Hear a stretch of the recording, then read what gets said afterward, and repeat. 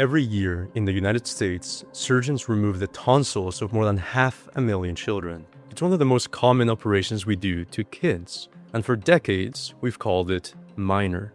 But then researchers followed more than 1 million of those children for 10, 20, or 30 years. And what they found is that the two little lumps at the back of your throat were actually doing a very important job.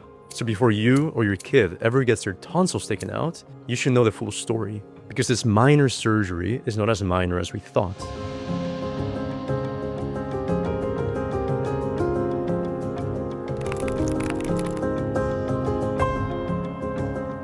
Okay, let's start with what your tonsils are, because everything that follows depends on them. Your tonsils and the adenoid behind your nose sit at the exact spot where the outside world enters your body.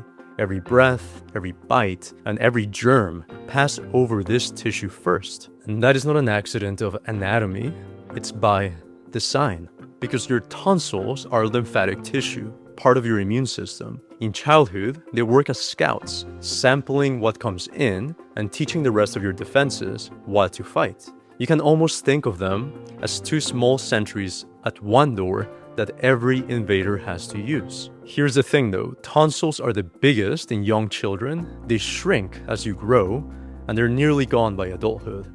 And because of this, for a long time, doctors took that as proof that they don't matter much. But it's actually the opposite, because they're largest when the immune system is being built, because that's when the training happens.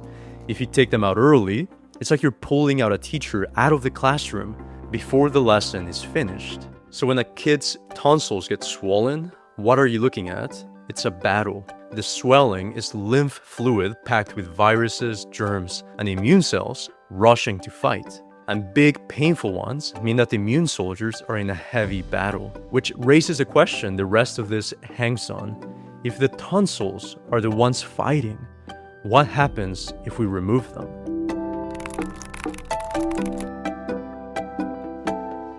Now, the case for surgery is real, and I want to be clear about that. If a child has been getting strep after strep after strep, or they're gasping and stopping breathing while sleeping, that is real suffering. And a tonsillectomy, that is the surgical removal of the tonsils, can bring real relief. The guidelines from the American Academy of Otolaryngology set the bar at 7 throat infections in 1 year, or 5 a year for 2 years, or 3 a year for 3 years, plus other factors like disordered breathing. If and when a kid clears that bar, they are genuinely miserable, and removing them often does help. The question is, help for how long? In 2017, researchers at Vanderbilt connected the best studies comparing kids who got the surgery against kids who waited and watched, the ones who didn't get the surgery. And the benefit of the surgery was real, and it was fast. They had fewer throat infections within the first year, but then they kept looking, and past that first year, the advantage disappeared. And a second analysis of children with sleep disordered breathing in that same journal found the same pattern. They had better sleep a year out, but almost no good data on what happened after that. That's to say, you're often trading a problem your child would likely have outgrown for a permanent change to their body. And let's keep looking at the data, because in 2018, a team published a study in JAMA Otolaryngology, and they followed more than 1 million children in Denmark for up to 30 years. Over 1 million of them had their tonsils, tens of thousands of them didn't have them. So you have the same country with the same records followed into adulthood. It's one of the cleanest long-term studies we have. Here's the thing though, the children who had their tonsils removed grew up with nearly 3 times the relative risk of upper respiratory disease. These are things like chronic rhinitis, having a runny nose, or pharyngitis, and other infections of the airway. And the kids who had their adenoid removed have double the risk of chronic obstructive pulmonary disease. Across 28 disease groups, the researchers tracked 78% of them showed at least a small rise in risk. That is, that the long-term increase in disease risk exceeded the short-term benefit the surgery was meant to deliver. So basically, what the operation was supposed to fix, it fixed it only for a little while. Now, I can predict some of you objecting, I had mine taken out and I'm perfectly healthy, or my brother did too, he's 70 and he's fine, and I believe you, truly. What I'm showing you are relative risks across huge populations. Not a guarantee that one person gets sick. Plenty of people do well, but I'm fine is exactly how the averages hide. And there's another objection with these studies, and that is that the kids who get tonsillectomies, getting their tonsils out, were sicker to begin with. That's why they got the surgery. So when they turn up with more respiratory disease at 40, is that because of the missing tonsils or because their immune system is weak to begin with? These studies so far can't separate those. The only study design that could settle it is a randomized trial that follows children for 30 years. But nobody's going to do that. One, it's really hard, and two, you cannot randomize a sick child to no treatment for 3 decades and get it past an ethics board. So we're stuck with association. But there's strong, repeated, consistent association across countries and decades. And there are many more associations to talk about, so let's get to them.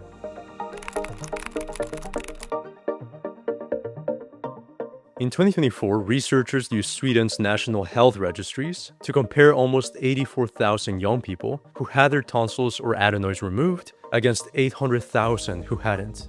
The ones who had the surgery in childhood carried a 43% higher risk of developing a stress-related disorder, things like anxiety and post-traumatic stress. PTSD showed the highest jump. The researchers point to the immune system as a likely middleman, because there's growing evidence that inflammation and immunity leads to mental health. And also out of Sweden, a study published in BMC Medicine in 2023 looked at nearly 5 million people, and then they compared siblings. Brothers and sisters raised in the same house, with the same parents, in the same kitchen, in the same weather. One had a surgery and the other one didn't. And this is helpful because it cancels out the "it's just genetics" or "it's how they grew up" objections, because the siblings had the same things. But even then, the ones who had their tonsils or adenoids removed carried a modestly higher risk of cancer over the following decades, around 10 to 15% higher overall, with consistent increase for cancers like breast, prostate, and thyroid. There's also this small study during the pandemic, and they also compared siblings. They had kids who had their tonsils and adenoids removed against their own brothers and sisters who hadn't. The children missing the tissue got COVID at nearly twice the rate and were more than 4 times as likely to become symptomatic. It's small, but it's also telling. So what's going on, really? Here's the mechanism. When your tonsils come out, one of the clearest changes is a drop in something called IgA, immunoglobulin A. IgA is an antibody that coats the surface of your airway.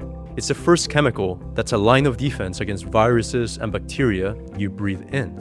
And studies show a decrease in IgA levels after surgery at 1 to 4 months, 4 to 6 years, and even up to 20 years later. But that's not the only thing that goes away, because the tonsils also pump out natural antimicrobial compounds. They are your body's own built-in disinfectants, and they act as a proxy, connecting your fast innate immunity to your slower adaptive immunity. So if you remove your tonsils, you're dropping your surface antibodies and muting part of the alarm system.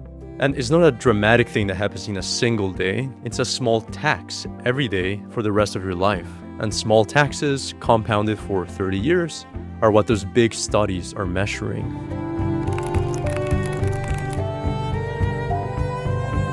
Okay, so should you operate? Well, sometimes you should.